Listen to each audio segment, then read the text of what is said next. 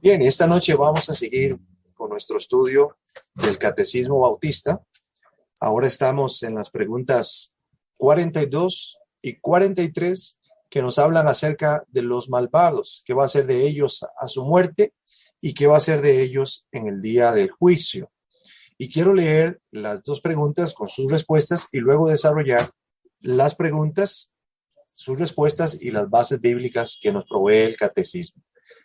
Fundamentalmente, estas preguntas se refieren al capítulo 31 y capítulo 32 de la Confesión Bautista de Fe de Londres, que nos habla del estado del hombre después de la muerte y de la resurrección de los muertos y del juicio final. Dice la pregunta número 42, ¿pero qué se hará a los malvados cuando mueran? Y responde, cuando mueran los malvados, sus almas serán arrojadas a los tormentos del infierno y sus cuerpos yacerán en sus sepulcros hasta la resurrección y el juicio del gran día. Pregunta número 43. ¿Qué se hará a los malvados en el día del juicio? Y responde, en el día del juicio, los cuerpos de los malvados, al ser resucitados de sus sepulcros, serán sentenciados junto con sus almas a indecibles tormentos con el diablo y sus ángeles para siempre. Como les decía, estamos hablando de los malvados a la hora de su muerte y estamos hablando de los malvados también en el día del juicio. Vuelvo a leer la pregunta 42. Dice, ¿qué se hará a los malvados cuando mueran? Bueno, cuando mueran los malvados, sus almas serán arrojadas a los tormentos del infierno. En primer lugar, la respuesta se enfoca en las almas de ellos. En segundo lugar, dice, y sus cuerpos yacerán en sus sepulcros hasta la resurrección y el juicio del gran día. Como ven, ahora la segunda parte de la pregunta o la segunda parte de la respuesta se refiere a los cuerpos de los malvados. Y aquí quisiera referirme a una doctrina que ha sido denominada el sueño del alma. Los que enseñan la doctrina del sueño del alma argumentarán que tanto el cuerpo de los malvados como sus almas dormirán en la sepultura hasta el día del juicio. Pero los redactores de la Confesión de Fe de Londres no estaban de acuerdo con esta posición, con la posición de un alma que duerme, de un cuerpo que duerme. Para ellos, el alma de los malvados sería arrojado al infierno, mientras que sus cuerpos, sufriendo corrupción, quedarían en el sepulcro hasta la resurrección y el juicio final. Estas afirmaciones también ponen sobre la mesa otra doctrina que es negada por algunos grupos, que vendría a ser la doctrina del infierno. Observe que estamos hablando aquí de varias doctrinas. Estamos hablando del sueño del alma, como una doctrina que nosotros no afirmamos, y la doctrina del infierno, que es una doctrina que sí afirmamos. Pero algunos grupos niegan esta doctrina. Por ejemplo, los testigos de Jehová niegan la existencia del infierno. Y para ello las referencias bíblicas a lo que vendría a ser el Seol, el Hades y el infierno se refieren a un lugar simbólico donde descansan los muertos. Es decir, el Hades, el Seol y el infierno se refiere a la tumba. Esa sería la perspectiva que tienen los testigos de Jehová con respecto al infierno. También los testigos de Jehová tienen una idea sobre los muertos que es la que voy a decirles a continuación. Recuerden, estas son las ideas que tiene el grupo denominado Testigos de Jehová, el cual nosotros no estamos de acuerdo con algunas o muchas de las posiciones que ellos tienen. Pero ellos hablan sobre los muertos y dicen que los muertos no son conscientes de nada y no pueden sentir dolor. También enseñan que Dios estableció que el castigo por pecar es la muerte y no un infierno de fuego. También dicen que a Dios le da asco tan solo pensar en el tormento eterno, pues Dios es un Dios de amor. Y finalmente dicen que hay personas buenas que fueron al infierno, que incluso Jesús mismo fue al infierno. Esto lo tomé directamente de los escritos de ellos, de la página oficial de la Organización de los Testigos de Jehová. Y esta es la posición que ellos tienen con respecto a los muertos. Pero los redactores de la Confesión de Fe de Londres creían en el infierno y enseñaban que cuando los malvados mueren, sus almas son arrojadas a los tormentos del infierno. Y creemos que esto coincide con la enseñanza bíblica con respecto a cuál va a ser el castigo de los malvados. Y pensemos en unos textos bíblicos. Voy a ir a Lucas capítulo 16.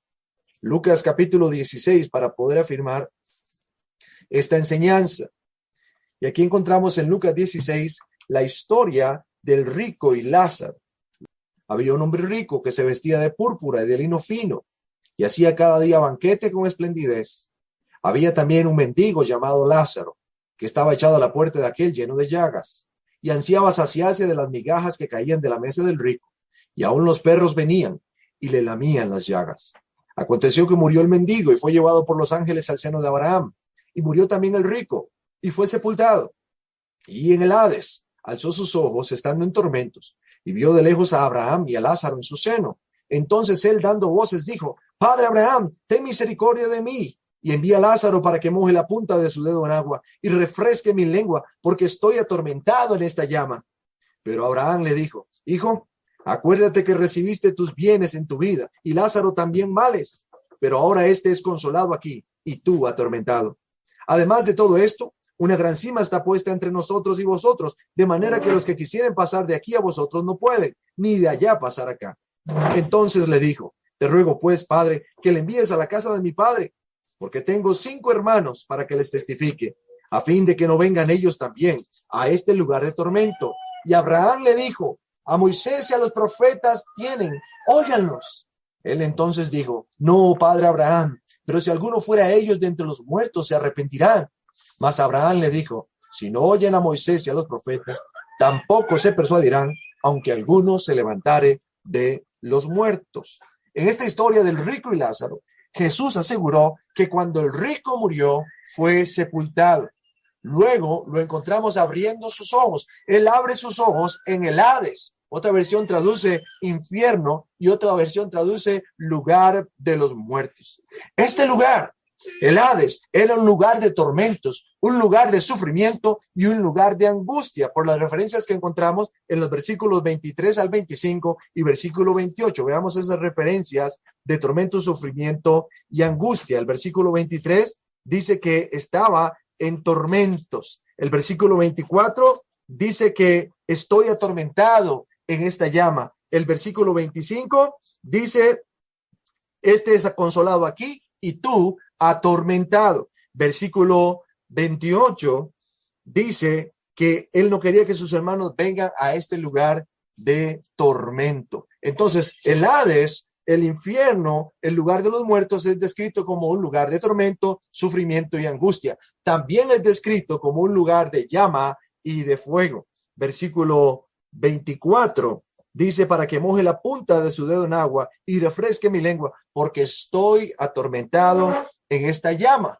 Asimismo, es descrito como un lugar de encierro, un lugar del que nadie puede salir por su propio pie. Versículo 26 dice: Además de todo esto, una gran cima está puesta entre nosotros y vosotros, de manera que los que quisieren pasar de aquí a vosotros no pueden, ni de allá pasar acá. Observe la descripción que se hace de este lugar. El rico muere, abre sus ojos y está en este lugar. Un lugar de tormento, sufrimiento y angustia. Un lugar de llama y un lugar de fuego. Un lugar de encierro del cual ninguno puede salir por su propio pie. Además de esto, estando en el Hades, el rico era consciente. Aquí estamos refutando también esta doctrina del sueño del alma. El rico era consciente en el Hades. ¿De qué era consciente? En primer lugar, era consciente de sus necesidades y sufrimientos. Vea lo que dice el versículo 24. Envía a Lázaro para que moje la punta de su dedo en agua y refresque mi lengua, porque estoy atormentado en esta llama. Este hombre era consciente de sus necesidades y sufrimientos. Tenía sed y estaba siendo atormentado. En segundo lugar, en el Hades, el rico era consciente también de la identidad de otras personas. Versículo 23 y 24. Dice que él alzó sus ojos estando allí y ve de lejos a Abraham. Lo distingue, lo reconoce. Ve de lejos a Lázaro que estaba en el seno de Abraham. Lo distingue y lo reconoce. Y los llama por su nombre. Le dice: Padre Abraham, ten misericordia de mí. Envía a Lázaro. Estando en el Hades, el rico era consciente de la identidad de otras personas, pero también estando en el Hades, el rico era consciente de sus recuerdos. Versículo 25, observe lo que le dice Abraham: acuérdate que recibiste tus bienes en tu vida, y Lázaro también males. No solo consciente de sus necesidades y su sufrimiento, no solo consciente de la identidad de otras personas, sino también consciente de sus recuerdos. Otra cosa más, estando en el Hades, el rico era consciente de sus limitaciones.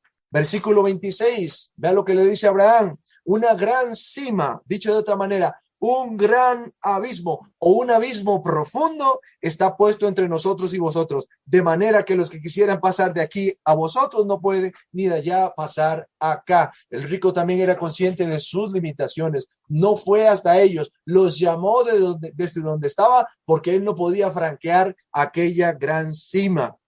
Al mismo tiempo, el rico era consciente de la existencia de su desventurada familia.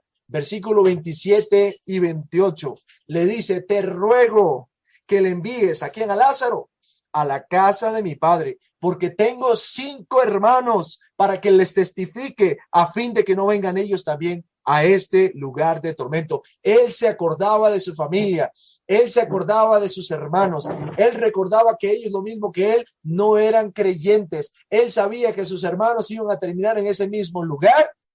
Y entonces pide que envíen a Lázaro a donde ellos estaban para que les diera testimonio. Observe, esto sería una refutación entonces de la doctrina del sueño del alma. ¿Por qué? Porque un alma que duerme no es consciente ni de sus necesidades ni sus sufrimientos. No es consciente de la identidad de otras personas. No es consciente de sus recuerdos ni de sus limitaciones, ni tampoco es consciente de su propia familia.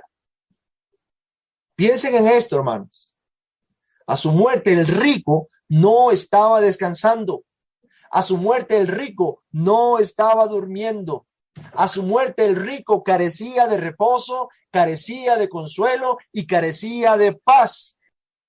De ahí, cada vez que un hombre o una mujer malvados muere, su alma no descansa, su alma no está en paz. Más bien su estado es un estado de agitación, es un estado convulsivo, es un estado de angustia. Cada vez que un hombre o una mujer malvados mueren, no descansan en paz.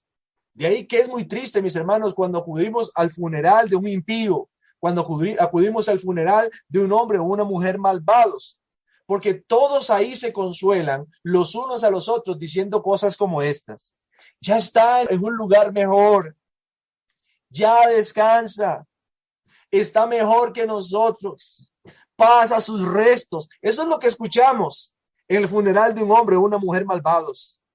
Pero la gente no reconoce que la condición de este hombre o esta mujer malvados es semejante a la condición en la que se encontraba aquel rico. Tal vez ese familiar muerto, como el rico en el infierno, está anhelando que alguien venga a advertirles de su destino a su familia. Tal vez estando ahí se acuerda de su madre, se acuerda de su padre, se acuerda de sus hermanos, se acuerda de su esposa, se acuerda de sus hijos y pide ayuda, como el rico pidió ayuda.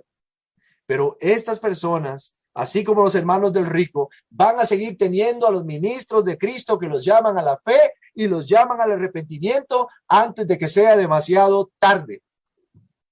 La pregunta es si los van a escuchar o no.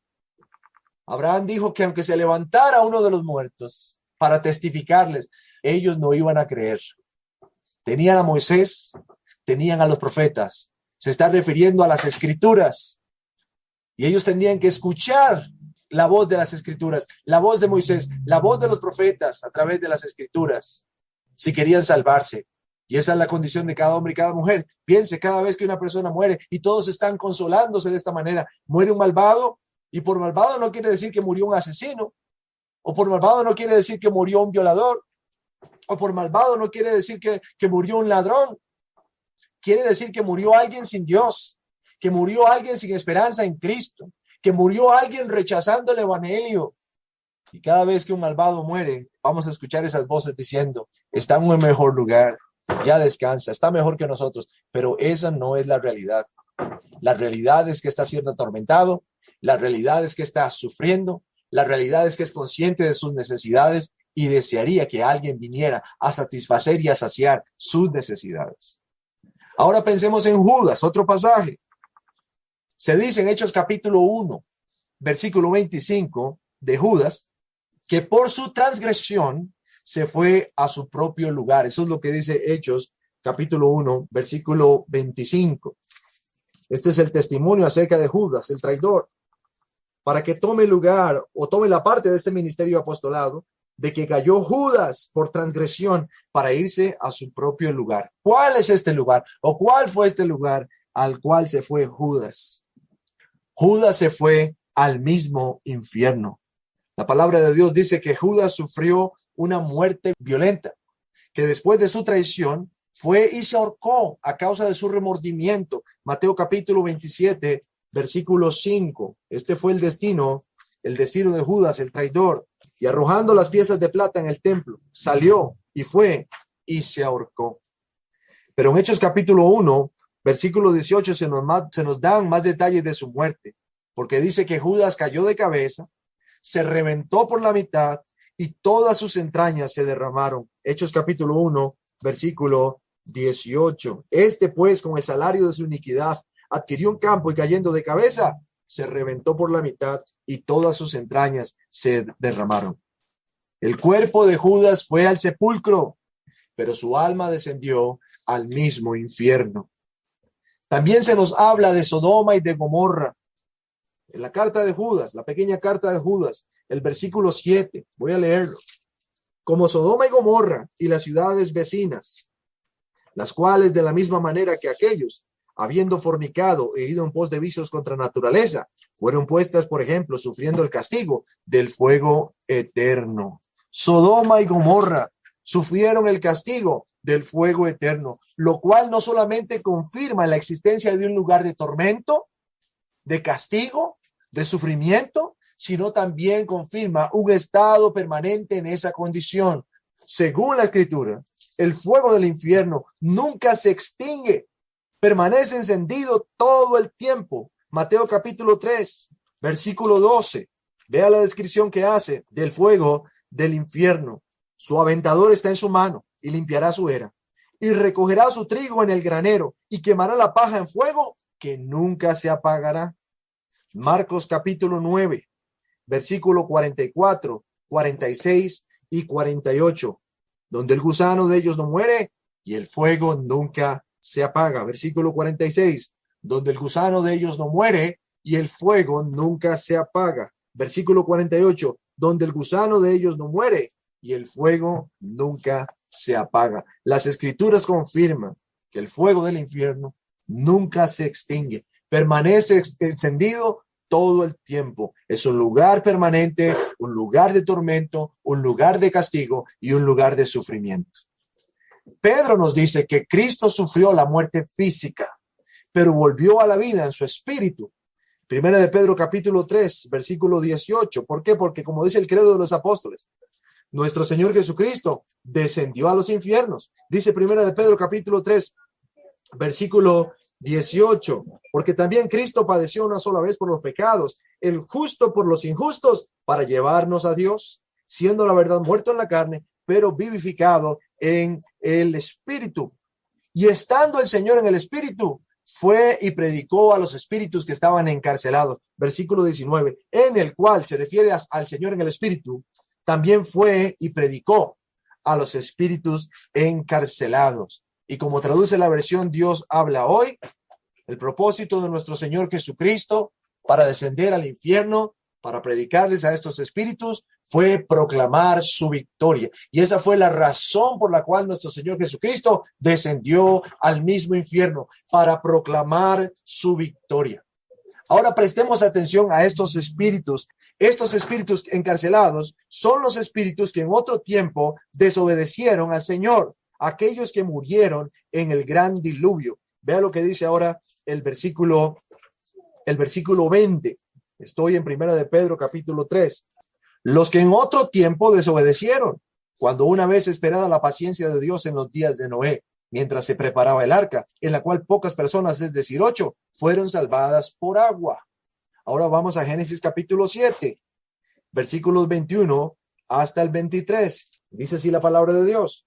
Y murió toda carne que se mueve sobre la tierra, así de aves como de ganado y de bestias, y de todo reptil que se arrastra sobre la tierra, y todo hombre, todo lo que tenía aliento de espíritu de vida en sus narices, todo lo que había en la tierra murió. Así fue destruido todo ser que vivía sobre la faz de la tierra, desde el hombre hasta la bestia, los reptiles y las aves del cielo, y fueron raídos, es decir, arrancados de raíz de la tierra, y quedó solamente Noé y los que con él estaban en el arca. Estos espíritus encarcelados, a los cuales Cristo fue a proclamarles su victoria, se refiere precisamente a estos que murieron en el diluvio. Y tomen nota de que estos espíritus estaban conscientes. ¿Y cómo podemos saber que estos espíritus estaban conscientes? Porque ellos pudieron entender el mensaje que Jesús vino a proclamar sobre ellos, ese mensaje de victoria. Ellos escucharon ese sermón que el Señor predicó allí en el infierno y ellos pudieron entender el mensaje que el Señor les llevaba. También estos espíritus estaban confinados, según lo que dice el texto bíblico, en calabozos o prisiones. Y estaban allí desde el diluvio hasta la resurrección de Cristo. ¿Sabe cuánto tiempo pasó entre el diluvio y la resurrección de nuestro Señor Jesucristo? Por lo menos pasaron 2 milenios. Habían transcurrido 2000 años desde que habían muerto en el diluvio hasta la resurrección de Jesucristo. Y todo ese tiempo habían estado ahí sufriendo, siendo castigados, siendo avergonzados por su pecado, hasta que el Señor Jesucristo vino a proclamar su victoria sobre ellos. Ahora, eso es lo que tiene que ver con las almas de los malvados. Y ya vemos esta descripción. Los malvados, ¿dónde están? En el Hades, en el Seol, en el lugar de los muertos, en el infierno. No están durmiendo, están esperando conscientemente y están sufriendo en ese lugar. Sus almas están allí sufriendo. No están en un lugar mejor. No descansan ya. No, están sufriendo. Ahora vamos a pensar en sus cuerpos. Porque en cuanto a los cuerpos de los malvados, tenemos esta declaración en el Salmo 49:14.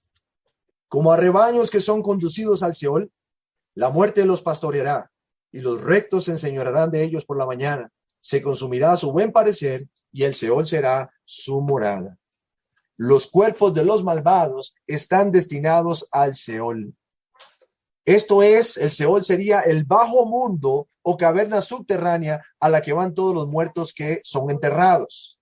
Otras versiones, como la versión Dios habla hoy o la nueva versión internacional, traduce sepulcro. Y la nueva traducción viviente traduce tumba. Entonces los cuerpos de los malvados quedan en el sepulcro, quedan en la tumba. Ahora el Seol se asocia con un lugar temible, porque significaba el fin de la vida física y al mismo tiempo en ese lugar no se podía alabar a Dios.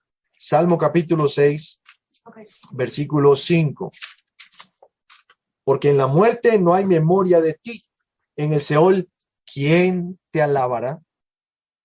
El Seol se asocia con un lugar temible porque significa el fin de la vida física, pero también la imposibilidad de alabar a Dios. ¿Cuál es el fin principal del hombre? El fin principal del hombre tiene que ver con esa relación personal con el Señor, con conocer al Señor, con disfrutar de Él para siempre. Ese es el fin del hombre. Pero el hombre es privado de este fin o este propósito cuando se encuentra en ese lugar denominado Seol o infierno.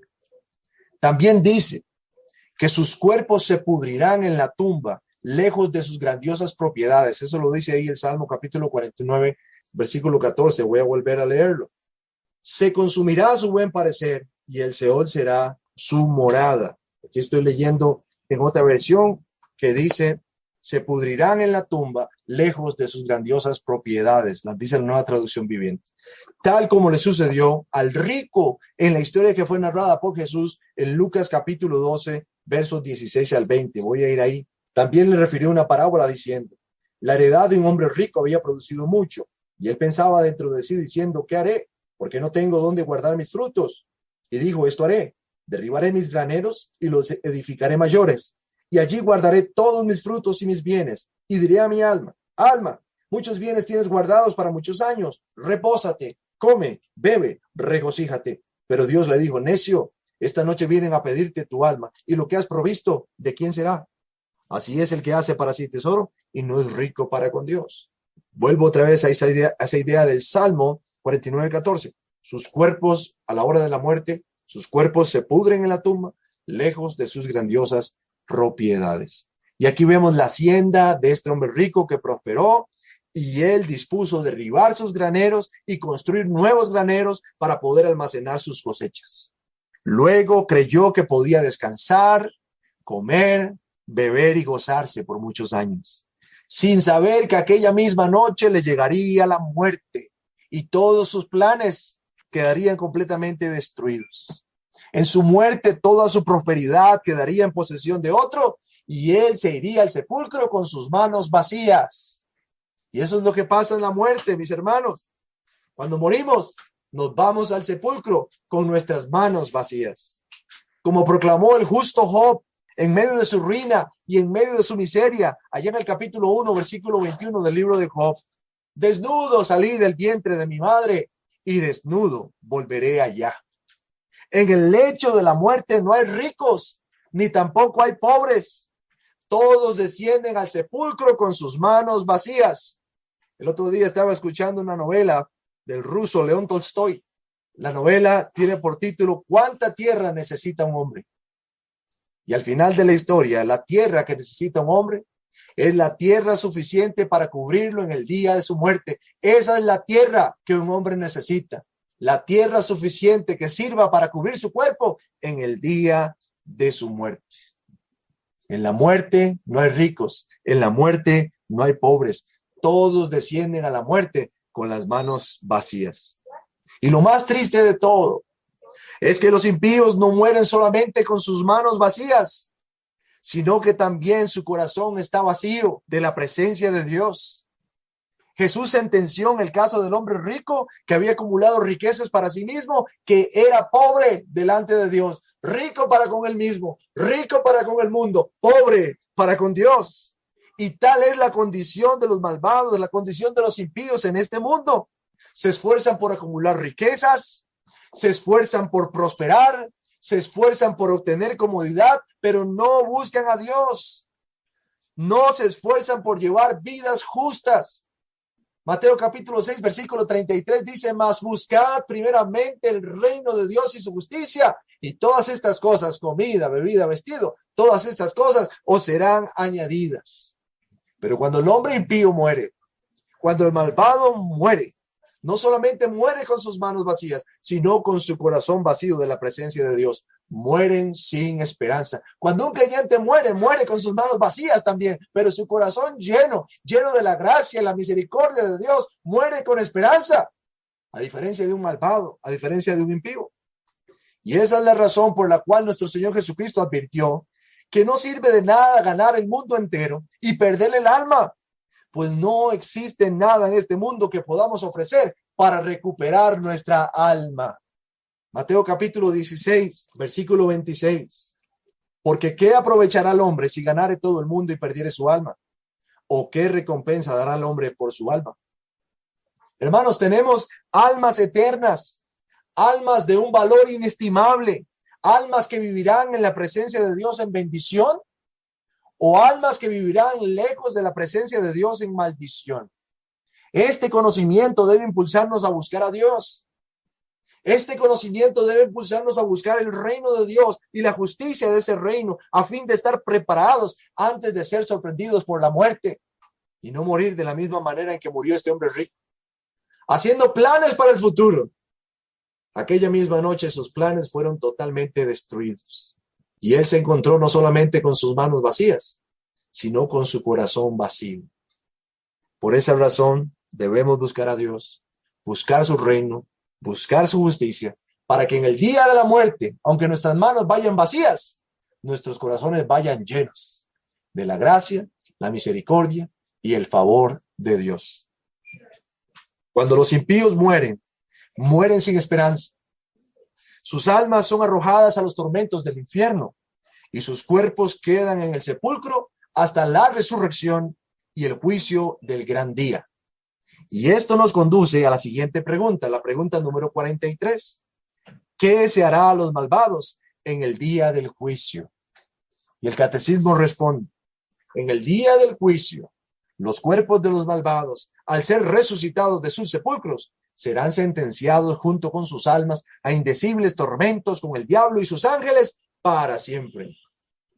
Y aquí quiero seguir ahora el capítulo 32 y el artículo 1 de la confesión de fe, que nos habla del día del juicio. Y nos dice que el día del juicio es el día en el cual Dios juzgará al mundo con justicia por medio de nuestro Señor Jesucristo. Hechos capítulo 17, versículo 31, dice así: por cuanto ha establecido un día en el cual juzgará al mundo con justicia por aquel varón a quien designó. Aquí se refiere a nuestro Señor Jesucristo, dando fe a todos con haberle levantado de los muertos. Juan capítulo 5, versículo 22 y versículo 27. Porque el Padre a nadie juzga, sino que todo el juicio dio al Hijo. Versículo 27. Y también le dio autoridad de hacer juicio por cuanto es el Hijo del Hombre. Entonces el día del juicio es el día en que Dios juzgará al mundo con justicia por medio de Jesucristo.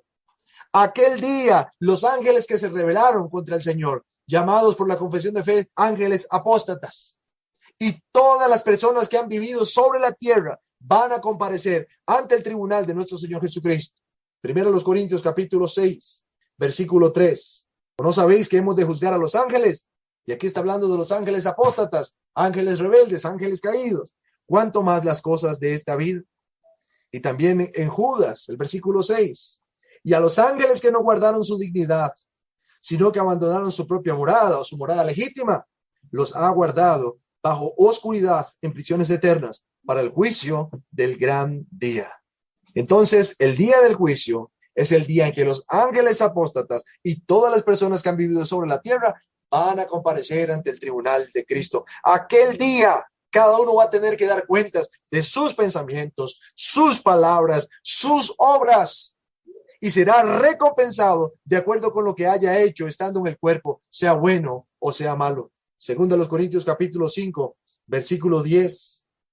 Porque es necesario que todos nosotros comparezcamos ante el tribunal de Cristo, para que cada uno reciba según lo que haya hecho mientras estaba en el cuerpo, sea bueno o sea malo. También Mateo capítulo 12, versículo 36.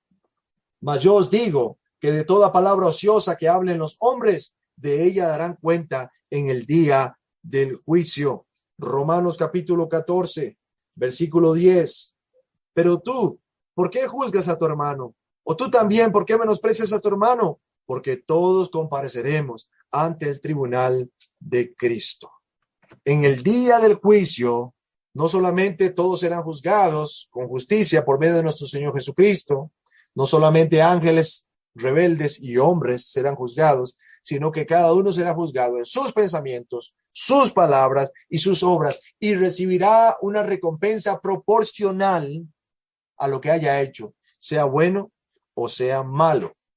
Van a haber niveles de castigo entonces en el día del juicio, así como habrá niveles de recompensa para los creyentes, para los hijos de Dios.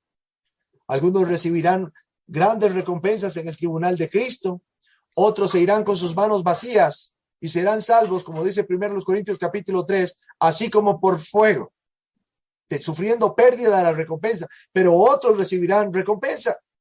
Y en el caso del juicio, en el caso de los malvados, también tendrán un nivel de castigo proporcional a lo que hayan hecho. Todos recibirán un justo juicio y un trato justo en el tribunal del Señor. Siguiendo la confesión ahora en el capítulo 32, el artículo 2, el propósito de este día del juicio es la manifestación de la gloria de la misericordia de Dios en la salvación eterna de los elegidos y la manifestación de su justicia en la condenación eterna de los réprobos, quienes son malvados y desobedientes. Romanos capítulo 9. Aquí van dos direcciones. Una tiene que ver con los elegidos y otra tiene que ver con los malvados. Romanos capítulo 9, versículo 22 y versículo 23. Dice así la palabra de Dios. Y que si Dios, queriendo mostrar su ira y hacer notorio su poder, soportó con mucha paciencia los vasos de ira preparados para destrucción, y para hacer notorias las riquezas de su gloria, las mostró para con los vasos de misericordia que él preparó de antemano para gloria. Observe que habla de vasos de ira y habla de vasos de misericordia. Los vasos de ira son vasos para destrucción, mientras que los vasos de misericordia son vasos donde Dios mostrará las riquezas de su gloria. Entonces, ¿cuál es el propósito del día del juicio? Bueno, la manifestación de la gloria, de la misericordia de Dios en la salvación eterna de sus elegidos y la manifestación de su justicia en la condenación eterna de los réprobos, quienes son malvados y desobedientes. Elegidos y réprobos. Cada uno verá la manifestación de la misericordia de Dios o la justicia de Dios. En el día del juicio, los justos irán a la vida eterna y recibirán esa plenitud de gozo y gloria con recompensa eterna en la presencia del Señor. Mateo capítulo 25, versículo 21. Y su Señor le dijo: bien, buen siervo fiel, sobre poco has sido fiel, sobre mucho te pondré. Entra en el gozo de tu Señor. Versículo 34. Entonces el rey dirá a los de su derecha: venid, benditos de mi Padre, heredad el reino preparado para vosotros desde la fundación del mundo. Segunda Timoteo 4:8. Por lo demás, me está guardada la corona de justicia, la cual me dará el Señor, juez justo, en aquel día, y no solo a mí, sino también a todos los que aman su venida. En el día del juicio, los justos irán a la vida eterna y recibirán esa plenitud de gozo y gloria con recompensa eterna en la presencia del Señor. Mientras que los malvados, quienes no conocen a Dios ni obedecen el evangelio de Jesucristo, ellos serán arrojados a los tormentos eternos y sufrirán el castigo de eterna destrucción, excluidos de la presencia del Señor y de la gloria de su poder. Mateo capítulo 25, otra vez, ahora en el versículo 46. E irán estos al castigo eterno y los justos a la vida eterna. Marcos capítulo 9, versículo 48, donde el gusano de ellos no muere y el fuego nunca se apaga, sinónimo del castigo. Y segunda Tesalonicenses capítulo 7, por el que estamos hablando del destino de los malvados y lo que ellos van a recibir. Segunda a los Tesalonicenses capítulo 5, versos 7 al 10. Pues los que duermen de noche duermen, y los que se embriagan de noche se embriagan. Pero nosotros que somos del día, seamos sobrios, habiéndonos vestido con la coraza de fe y de amor, y con la esperanza de salvación como yelmo. Porque no nos ha puesto Dios para ira, sino para alcanzar salvación por medio de nuestro Señor Jesucristo. Uno es el destino de los justos, otro es el destino de los malvados. Unos serán incluidos en la presencia de Dios, otros serán excluidos de la presencia de Dios y las bendiciones de estar en su presencia. Tal será el destino de los malvados en el día del juicio. Serán arrojados a los tormentos eternos, van a sufrir el castigo de eterna destrucción y serán excluidos de la presencia del Señor y de la gloria de su poder. Cuando un hombre o una mujer malvados mueren, cuando un hombre y una mujer mueren sin esperanza, sin Dios y sin Cristo, inmediatamente son arrojados al infierno. Y cuando llega el día del juicio, ellos se presentarán delante de Dios y después de escuchar la sentencia, serán arrojados al tormento eterno, sufrirán castigo de eterna destrucción y serán excluidos de la presencia del Señor y de la gloria de su poder. La posición de la Confesión de Fe de Londres con respecto al destino de los malvados en el día del juicio niega otra doctrina que se conoce como aniquilacionismo. La pregunta es, ¿qué enseña esta doctrina? Ya hablamos de la doctrina del sueño del alma. La Confesión de Londres niega la doctrina del sueño del alma. Ahora, con esta posición que tiene en relación con los malos en el día del juicio, la Confesión de Londres niega el aniquilacionismo. ¿Y qué enseña el aniquilacionismo? Bueno, enseña que el hombre fue creado inmortal, pero que aquellos que continúan pecando son privados de ese don de la inmortalidad por un acto positivo de Dios y en última instancia son destruidos. Algunos de los aniquilacionistas proponen que los inconversos dejan de existir al momento de la muerte. Eso sería una muerte fulminante. Los que enseñan esta doctrina dicen: el que muere, muere definitivamente, nunca más se vuelve a levantar. Otros aniquilacionistas enseñan que estas personas mueren o son destruidos en el momento de la resurrección. Es decir, ellos van a la tumba y está conectado con el sueño del alma. Duermen, pero cuando se levantan, luego son destruidos. Y otros enseñan, y aquí estamos hablando de tres posiciones dentro de esta doctrina aniquilacionista que nosotros no sostenemos, habla de un periodo de castigo después de la resurrección y luego la muerte. Y aquí sería una especie de purga. Reciben un castigo por un tiempo, según los pecados que hayan cometido, según la maldad que hayan hecho, y luego son completamente destruidos. En lo que todos los aniquilacionistas están de acuerdo es que el destino final de los que rechazan a Cristo es la extinción total. En algún momento Dios los destruye y dejan de existir. A lo largo de la historia de la iglesia ha habido cristianos que creen y enseñan esta doctrina, así también como la doctrina del sueño del alma. La Confesión de Fe de Londres se adhiere a las doctrinas del estado consciente en la muerte, como ya lo vimos, el malvado muere y su alma desciende al infierno. Ahí sufre, ahí es castigado, ahí padece conscientemente. Y también se adhiere a la doctrina del castigo eterno, como estamos viendo. Es decir, en el día del juicio, luego serán arrojados a un estado de sufrimiento que en Apocalipsis es llamado lago de fuego. En tiempos modernos, estas doctrinas son sostenidas principalmente por los testigos de Jehová y por los adventistas del séptimo día y grupos disidentes de estos dos grupos, es decir, testigos de Jehová disidentes y adventistas disidentes de la organización. Ellos sostienen esta idea de sueño del alma y aniquilacionista. En lo que concierne a nosotros, como enseña la confesión de fe, creemos que habrá un día del juicio y ese día tiene el propósito, en primer lugar, como dice la confesión de fe, disuadir a todos los hombres de pecar. Ese vendría a ser el primer propósito del día del juicio. Disuadir, convencer a los hombres para que no pequen. Segundo los Corintios capítulo 5, versículos 10 y 11. Porque es necesario que todos nosotros comparezcamos ante el tribunal de Cristo para que cada uno reciba según lo que haya hecho mientras estaba en el cuerpo, sea bueno o sea malo. Conociendo pues el temor del Señor, persuadimos a los hombres, pero a Dios les manifiesto lo que somos, y espero que también lo sea a vuestras conciencias. El primer propósito del día del juicio es que los hombres sean convencidos de dejar de pecar, advirtiéndoles esto, que sus actos, sean buenos o sean malos, serán justamente retribuidos por Dios que conoce todas las cosas, que un día tendrán que pararse delante del Señor y dar cuenta de todos sus asuntos, sus palabras, sus pensamientos, sus acciones.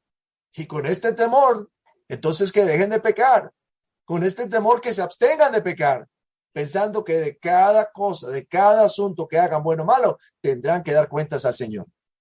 Y en segundo lugar, el segundo propósito del día del juicio es consolar a los piadosos en su adversidad. Segunda a los Tesalonicenses, capítulo 1, versículos 5 al 7.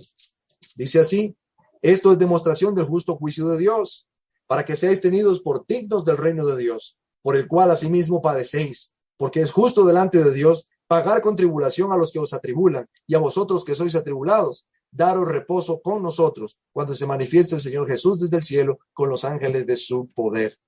El segundo propósito del día del juicio es consolar a los piadosos en su adversidad. ¿Por qué? Porque según Pablo, ellos sufren. Versículo 5, leemos ahí, sufren por el reino de Dios. En segundo lugar, Dios, versículo 6, va a castigar a los que los hacen sufrir. ¿Cuándo Dios castigará a los que los hacen sufrir? Hasta el día del juicio. Ahora estoy pensando en las almas que clamaban delante del trono de Dios diciendo, Señor, ¿hasta cuándo vas a permitir esto? Señor, ¿cuándo vas a juzgarlos? ¿Por qué? Porque en el día del juicio Dios castigará a esos que hicieron sufrir, a sus elegidos. Y en tercer lugar, también versículo 7, Dios dará descanso a sus hijos de los sufrimientos. En el día del juicio, mis hermanos, los creyentes vamos a descansar de nuestros sufrimientos. Vamos a dejar de padecer. Vamos a dejar de sufrir. El día del juicio, para esos que hemos puesto nuestra esperanza y nuestra confianza en Jesús, es un día de descanso, es un día de gozo, es un día de salvación, a diferencia de los malvados. En cuanto a cuándo va a ocurrir esto, cuándo ocurrirá el día del juicio, no lo sabemos. Dios ha ocultado esto de nuestros ojos. Nosotros no sabemos cuándo va a suceder el juicio. Ahora, ¿por qué Dios no nos ha revelado cuándo? ¿Por qué el Señor no nos ha dicho cuándo será el juicio? Y fundamentalmente la confesión de fe nos da dos razones. En primer lugar, el Señor no nos dio una fecha, no nos dice cuándo será el juicio, para que nos desprendamos de toda seguridad carnal y estemos siempre velando. Cada vez que encontremos la palabra velar, en la Biblia se refiere a mantenerse alerta, a mantenerse despierto. Como no sabemos cuándo vendrá el Señor, entonces esto nos estimula a mantenernos despiertos, a mantenernos alerta. Marcos capítulo 13, verso 32 al 37 dice, pero de aquel día y de la hora nadie sabe, ni aun los ángeles que están en el cielo, ni el Hijo, sino el Padre. Mirad, velad y orad, porque no sabéis cuándo será el tiempo. Manténganse despiertos, manténganse orando. Y sigue diciendo, es como el hombre que yéndose lejos de su casa, y dio autoridad a sus siervos y a cada uno su obra, y al portero mandó que velase. Velad, pues, porque no sabéis cuándo vendrá el Señor de la casa, si al anochecer, o a la medianoche, o al canto del gallo, o a la mañana, para que cuando venga de repente, no os haya durmiendo. Y a lo que vosotros digo, a todos lo digo, velad.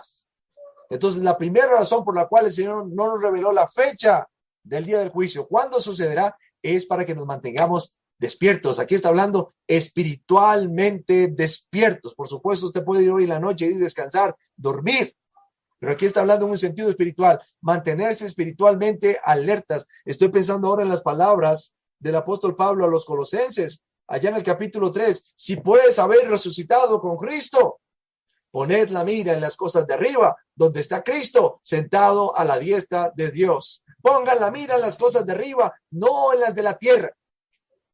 Y la idea es que estemos espiritualmente despiertos, mirando arriba. Y la segunda razón por la cual el Señor no revela la fecha o no nos mostró la fecha del día del juicio es para que estemos siempre preparados para decir, ven Señor Jesús, ven pronto. Amén. Apocalipsis capítulo 22, versículo 20. El que da testimonio de estas cosas dice, ciertamente vengo en breve. Amén. Sí, ven, Señor Jesús. Y esa sería la segunda razón por la cual el Señor nos reveló cuándo ocurrirá este día, el día del juicio, para que estemos preparados para decir, ven Señor Jesús, ven pronto, amén. Y ahí están las dos razones por las cuales el Señor no nos ha revelado el día. El día del juicio, mis hermanos, será un día terrible para los malvados. Sus cuerpos se van a levantar de los sepulcros y volverán a unirse a sus almas para ser sentenciados por Dios, el juez justo, a tormentos tan grandes que no pueden ser expresados ni descritos con palabras. El sufrimiento, el tormento que experimentarán los malvados en el día del juicio no puede ser descrito. Ellos van a recibir el mismo trato que el diablo, el mismo trato que sus ángeles. Mateo capítulo 25, versículo 41. Entonces dirá también a los de la izquierda, apartaos de mí, malditos, al fuego eterno preparado para el diablo y sus ángeles. Los malvados en el día del juicio recibirán el mismo trato que recibirá Satanás y que recibirán los ángeles que se rebelaron en contra del Señor. No se pueden describir, no se puede hablar con propiedad de cuáles serán los sufrimientos porque son indecibles. No pueden explicarse. Por otro lado, el día del juicio será un día precioso para los hijos de Dios. ¿Por qué? Porque ellos irán a la vida eterna. Ellos van a recibir esa plenitud de gozo y gloria con recompensa eterna en la presencia del Señor. Un mismo día y dos destinos completamente distintos. Para unos va a ser un día de luz y salvación. Si usted está en Cristo, si usted ha creído en el Señor, si su vida está escondida en Él, el día del juicio es un día de luz y un día de salvación. Para otros es un día de aflicción y un día de oscuridad, un día de condenación. Si usted es un hombre o una mujer malvado, es decir, que no se ha puesto a cuentas con Dios, que no está buscando su reino, que no está buscando su justicia, usted es justo delante de sus propios ojos, pero Dios lo ve como injusto. Ese día va a ser oscuro y ese día va a ser de condenación. La pregunta que quiero hacer esta noche es, ¿cómo se prepara usted para el día del juicio? ¿Cómo está preparándose para ese día? Piensen, mis hermanos, seriamente en las implicaciones del día del juicio. Pablo dice en Romanos capítulo 2, versículo 3 y versículo 11, que este día, el día del juicio, es un día del que nadie podrá escapar. Romanos capítulo 2, versículo 3 y versículo 11. Un día que nadie podrá eludir, un día del que nadie podrá escapar. Romanos 2, versículo 3 dice así, Y piensas esto, hombre, tú que juzgas a los que tal hacen y haces lo mismo, que tú escaparás del juicio de Dios. Versículo 11, porque no hay excepción de personas para con Dios. Y aquí está hablando de judíos y griegos. Todos tendrán que enfrentarse al juicio. También nos dice que el día del juicio es día que aún no ha llegado y todavía hay tiempo para arrepentirse. Y aquí está la voz de esperanza, esta palabra de esperanza para usted que todavía no se ha arrepentido, para usted que todavía no ha creído en el evangelio. Por eso le decía que este mensaje debemos compartirlo con aquellos que están fuera de una relación con el Señor, para que ellos tengan la oportunidad de pensar. Versículo 4 dice, o menospreciáis las riquezas de su benignidad, paciencia y longanimidad, o sea, de largo ánimo, ignorando que su benignidad te guía, ¿a dónde? Dice, al arrepentimiento. Es día que aún no ha llegado el día de juicio y todavía hay tiempo de arrepentirse. Este día también es un día de juicio y no de clemencia. Es un día de justa retribución. Versículo 5 y versículo 6. Pero por tu dureza y por tu corazón no arrepentido, atesoras para ti mismo ira para el día de la ira y de la revelación del justo de Dios, el juicio de Dios, perdón, el cual pagará a cada uno conforme a sus obras. Un día de retribución no es un día de clemencia. Y aquí estamos hablando de los malvados, Es un día también de vida eterna, un día de gloria, un día de honor y paz para los redimidos. Versículo 7 y versículo 10, estoy en Romanos 2. Vida eterna a los que perseverando bien hacer, buscan gloria y honra e inmortalidad. Versículo 10, pero gloria y honra y paz a todo el que hace lo bueno, al judío primeramente y también al griego. El día del juicio también es un día de vida, de gloria, honor y paz. Y al mismo tiempo un día de castigo, un día de sufrimiento y angustia para los malvados. Versículo 8 y versículo 9. Pero ira y enojo a los que son contenciosos y no obedecen a la verdad, sino que obedecen a la injusticia. Tribulación y angustia sobre todo ser humano que hace lo malo, al judío primeramente y también al griego. Preste atención a estas implicaciones. El día del juicio, un día del que nadie podrá escapar, un día que no ha llegado y todavía podemos arrepentirnos entonces. Un día de juicio y no un día de clemencia, un día de justa retribución.